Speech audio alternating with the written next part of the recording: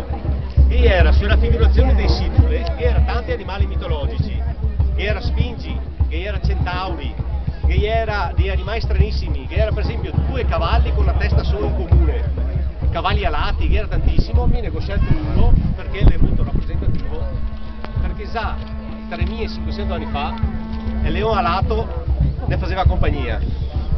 E ora mi sono io arrivare a delle conclusioni. Intanto Ghemo da Rende II, che se mi sua me urna cineraria voglio una raffigurazione del genere, non c'è più come dire è a Fatina del Bosco o altre entità che magari è anguane, che siamo abituati a vederle un attimo oggi come una fata, un'entità un po' magica. Ma se è una roba così importante che Centauri, Sfingi e leoni alati li voglio sul mio viaggio nell'aldilà.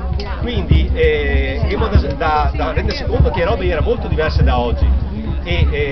Va bene che siamo abituati a fare i paragoni con quello che conosciamo, quindi quando sentivo tante volte parlare della dea Reitia, che era una dea di Venite, fa paragone con la Madonna, e le robe erano diverse, bisogna che scommessiamo levarsi da testa e fare il paragone con il cattolicesimo, le robe erano molto più complesse.